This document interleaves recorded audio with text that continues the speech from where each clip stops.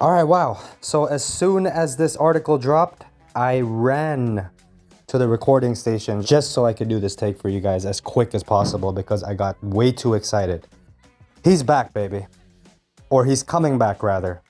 On Sunday, it's confirmed. P Skills, Spicy P, our former All-Star starter, Pascal Siakam, our recent All-Star starter, Pascal Siakam, is coming back to our beast of a team that is already 7th in defensive rating. And we all know Pascal can play that defense. I'm going to say this right now before I go on. Pascal Siakam is a beast when it comes to defense, his offensive game.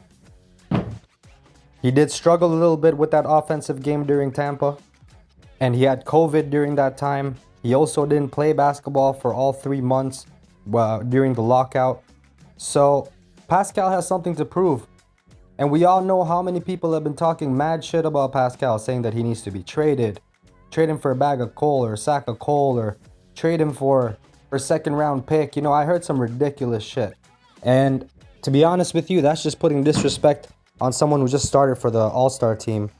Started for the All-Star team just a couple years ago, and he wasn't even supposed to be at the level that he's at. Remember, he was a 27th overall pick, Pascal was. And if it weren't for the excellent scouting of Masai Ujiri and co, he may have gone even further down the draft. He may have been picked in the second round. So Pascal will be making his season debut against the Brooklyn Nets on Sunday, November 7th. And while rehabbing from off-season surgery to repair a labral tear in his left shoulder, the one-time All-Star missed the first 10 games of the season, as we all know. He also didn't play in the preseason and couldn't participate in training camp. But the thing with Pascal is, we do know that he only started playing basketball at the age of 17.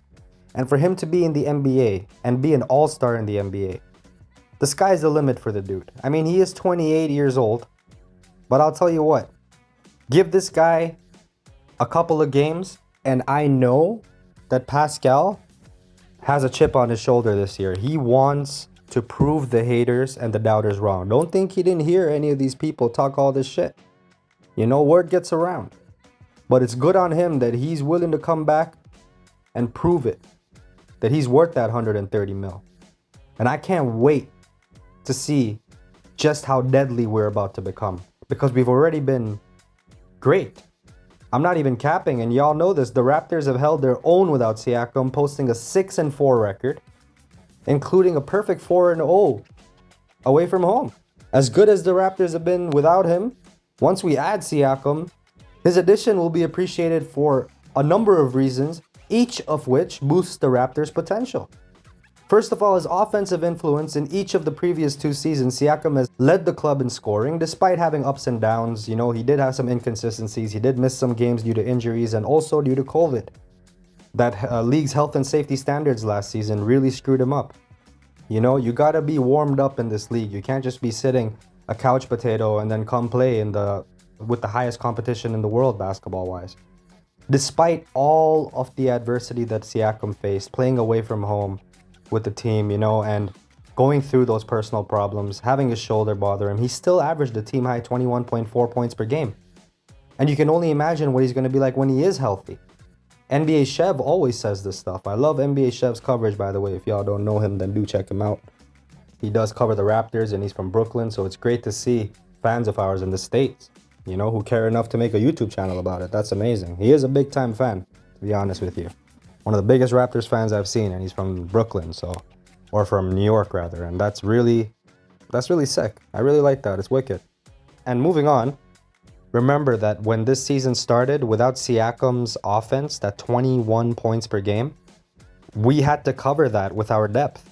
And we did a solid job of that. Gary Trent Jr. chipped in, Svi Mihailuk chipped in, Scotty Barnes was amazing.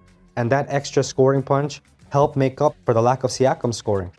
And now once Siakam gets back, I mean, he'll be a bit rusty, I'm assuming, as he regains his form. But getting to the rim has always been one of his strengths, I'll tell you that.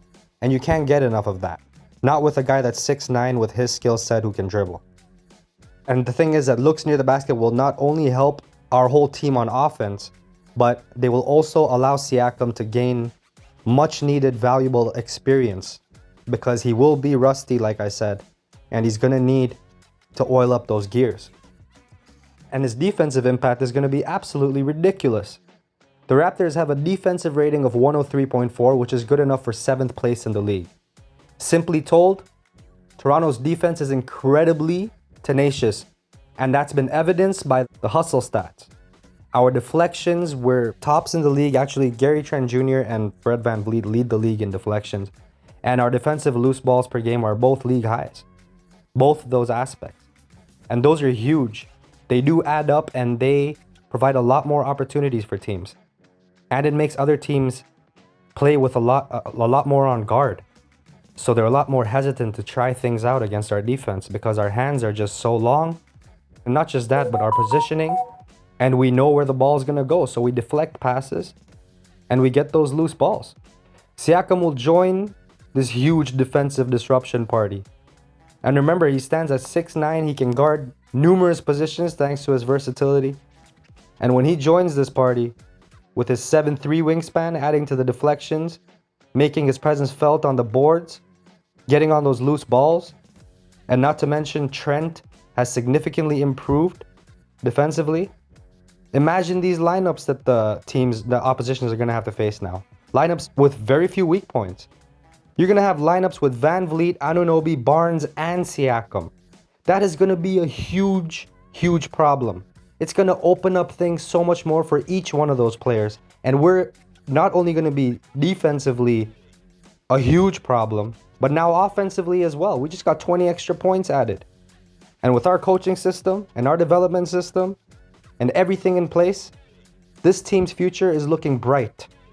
The Toronto Raptors just got even scarier, and Pascal Siakam is back from his injury.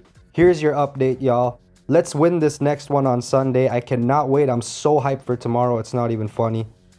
Y'all have yourself a good Saturday night. I'm just too excited. I'm getting out of here. Hit that like and subscribe button. Y'all already know what it is if y'all are new. This is a brand new channel. Thanks for all your support for those who have subscribed. And stay tuned for more dope Raptors content. This is Ali from Jurassics. Have yourself a good one. Peace.